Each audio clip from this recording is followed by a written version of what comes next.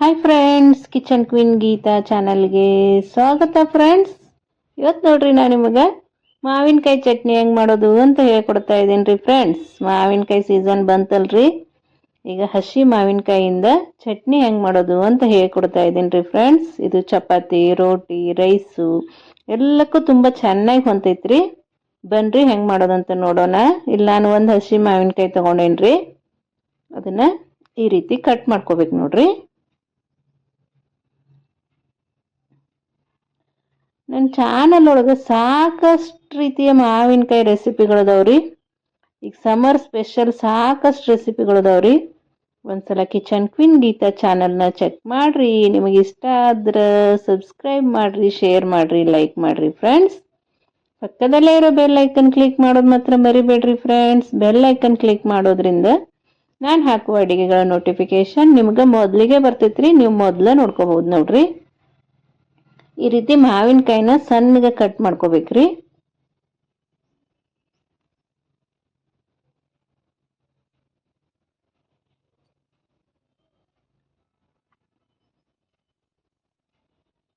ಒಳಗಡೆ ಬೀಜ ಇರ್ತೈತಿಲ್ರಿ, ಅದನ್ನ ತೆಗಿಬೇಕ್ರಿ.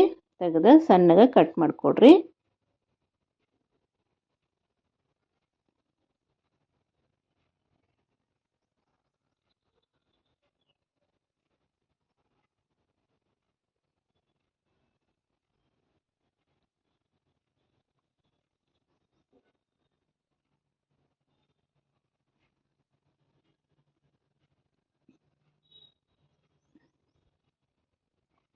ಈ ಚಟ್ನಿನ ನಾವು 10 ನಿಮಿಷದಾಗ ಮಾಡ್ಕೋಬಹುದ್ರಿ ಫ್ರೆಂಡ್ಸ್. ಭಾಳ ಟೈಮು ಬೇಕಾಗಿಲ್ಲ, ಭಾಳ ಸಾಮಾನು ಬೇಕಾಗಿಲ್ಲ ನೋಡ್ರಿ. ರುಚಿ ಮಾತ್ರ ಅದ್ಭುತವಾಗಿರ್ತೈತ್ರಿ. ಭಾಳ ಅಂದ್ರೆ ಭಾಳ ಚಲೋ ಇರ್ತೈತ್ರಿ. ಹುಳಿ ಹುಳಿ ಸಿಹಿ ಸಿಹಿ ತುಂಬ ಚೆನ್ನಾಗಿರ್ತೈತ್ರಿ. ಒಂದು ಮಿಕ್ಸಿ ಜಾರ್ ತಗೋಬೇಕ್ರಿ. ಅದಕ್ಕೆ ಜೀರಿಗೆ ಹಾಕೋಬೇಕು ನೋಡ್ರಿ. 1 ಸ್ಪೂನ್ ಜೀರಿಗೆ ಹಾಕೊಡ್ರಿ ಸಾಕು. ಈಗ ಇದಕ್ಕೆ ಸ್ವಲ್ಪ ಬೆಳ್ಳುಳ್ಳಿ ಹಾಕೋಬೇಕ್ರಿ.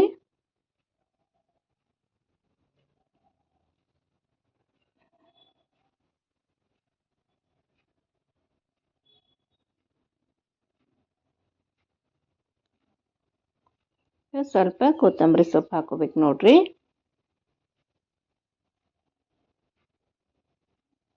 ನಾವು ಸಣ್ಣಗೆ ಕಟ್ ಮಾಡಿ ಇಟ್ಟಿದ್ದೀವಲ್ರಿ ಮಾವಿನಕಾಯಿನ, ಇದಕ್ಕೆ ಹಾಕೋಬೇಕು ನೋಡ್ರಿ. ಒಂದು ಪೂರ್ಣ ಮಾವಿನಕಾಯಿ ಹಾಕೊಂಡೇನ್ರಿ ಫ್ರೆಂಡ್ಸ್ ನಾನು. ಮಾವಿನಕಾಯಿ ಹುಳಿ ಇದ್ರೆ ಅರ್ಧ ಹಾಕೊಡ್ರಿ. ಇದು ಮಾವಿನಕಾಯಿ ಹುಳಿ ಕಡಿಮೆ ಇತ್ತು ಅಂದ ಕೂಡಲೇ ನಾನು ಪೂರ್ಣ ಮಾವಿನಕಾಯಿ ಹಾಕೊಂಡೇನ್ರಿ. ರುಚಿಗೆ ತಕ್ಕಷ್ಟು ಉಪ್ಪು ಹಾಕೋಬೇಕು ನೋಡ್ರಿ.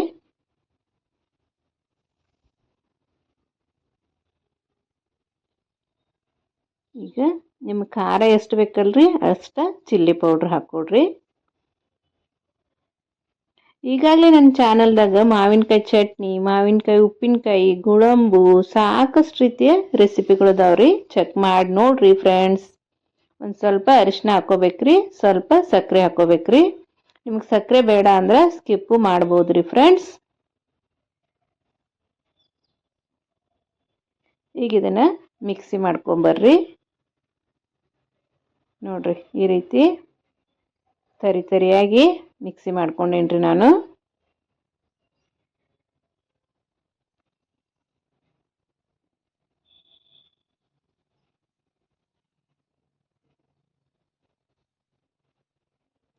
ಈಗ ಇದಕ್ಕೆ ನಾನು ಮೊದಲ ಕಡ್ಲಿಬೇಳೆ ನೆನೆಸಿಟ್ಟಿದ್ದೆ ರೀ ಫ್ರೆಂಡ್ಸ್. ಕಡ್ಲಿಬೇಳೆ ಒಂದು ನೆನೆಸ್ಬೇಕು ನೋಡ್ರಿ. ಕಡ್ಲಿಬೇಳೆ ರೆಡಿ ಇದ್ದ ಈ ಚಟ್ನಿ 5 ನಿಮಿಷನಾಗ ಮಾಡ್ಕೋಬೋದ್ರಿ. ನೆನೆಸಿರೋ ಕಡಲೆಬೇಳೆನ ಇದಕ್ಕೆ ಹಾಕೋಕತ್ತೇನೆ ನೋಡ್ರಿ ನಾನು.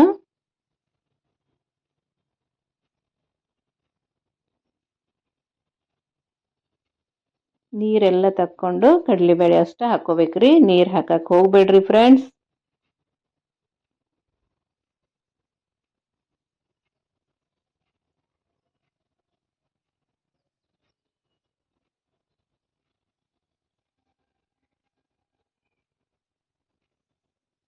ಈಗ ಇದನ್ನ ಮಿಕ್ಸಿ ಮಾಡ್ಕೋಬೇಕ್ರಿ ಫ್ರೆಂಡ್ಸ್.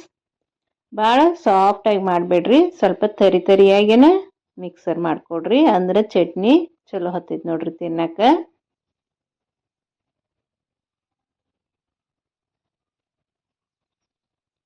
ಇಷ್ಟಾದ್ರೆ ಸಾಕ್ರಿ ಫ್ರೆಂಡ್ಸ್. ಇದಕ್ಕೆ ಸಾಫ್ಟ್ ಮಾಡೋದ ಅವಶ್ಯಕತೆ ಏನಿಲ್ರಿ. ನಾವೊಂದು ಬೌಲ್ಗೆ ತಕ್ಕೊಳಕತ್ತೀನಿ ನೋಡ್ರಿ. ಈ ಚಟ್ನಿನ ನೀವು ರೊಟ್ಟಿ ಅಥವಾ ಚಪಾತಿಗೆ ಚಟ್ನಿ ಹಾಕಿಬಿಟ್ಟು ಸ್ವಲ್ಪ ಮೇಲ್ಗಡೆ ಎಣ್ಣೆ ಅಥವಾ ತುಪ್ಪ ಹಾಕೊಂಡು ತಿಂದ್ರೆ ಅಂತೂ ಬಾಯಿ ಕೆಟ್ಟಿರ್ತೈತಲ್ರಿ. ಆವಾಗ ತಿಂದ್ರಂತೂ ಬಾಯಿ ಎಲ್ಲ ಸ್ವಚ್ಛ ಆಕೈತಿ ನೋಡ್ರಿ.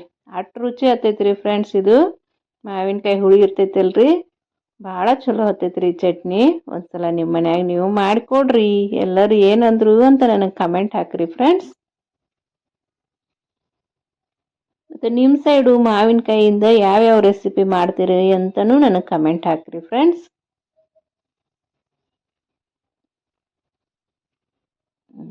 ಎಲ್ಲ ಚಟ್ನಿನ ತೆಗೆದೆ ನೋಡ್ರಿ ನಾನು.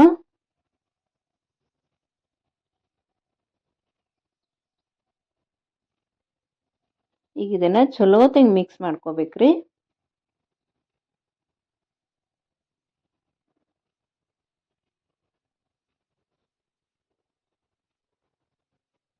ನನ್ನ ಚಾನಲ್ದಾಗ ಸಾಕಷ್ಟು ರೀತಿ ಚಟ್ನಿ ರೆಸಿಪಿಗಳು ಅದಾವ್ರಿ ಫ್ರೆಂಡ್ಸ್. ಟೊಮೆಟೊ ಚಟ್ನಿ, ಕಡಲೆಬೇಳೆ ಚಟ್ನಿ, ಉಳ್ಳಾಗಡ್ಡಿ ಚಟ್ನಿ, ಸಾಕಷ್ಟು ರೀತಿ ಚಟ್ನಿಗಳು ಅದಾವ್ರಿ. ಒಂದ್ಸಲ ಚೆಕ್ ಮಾಡ್ರಿ.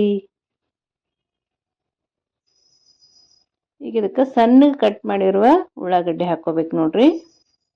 ಈ ರೀತಿ ಹಸಿವು ಸಣ್ಣಗೆ ಕಟ್ ಮಾಡಿ ಉಳ್ಳಾಗಡ್ಡಿ ಹಾಕೊಂಡು ತಿಂದ್ರೆ ರುಚಿ ಏನು ಅಂತೀರಿ, ಭಾಳ ಅದ್ಭುತ ರೀ.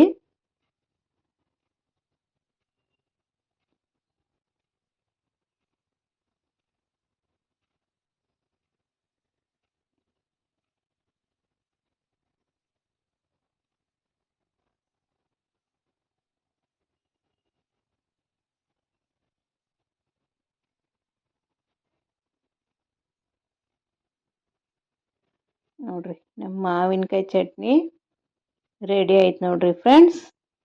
ಇಷ್ಟೊತ್ತು ನನ್ನ ವಿಡಿಯೋ ನೋಡಿದ್ದಕ್ಕೆ ಧನ್ಯವಾದಗಳು ರೀ ಫ್ರೆಂಡ್ಸ್.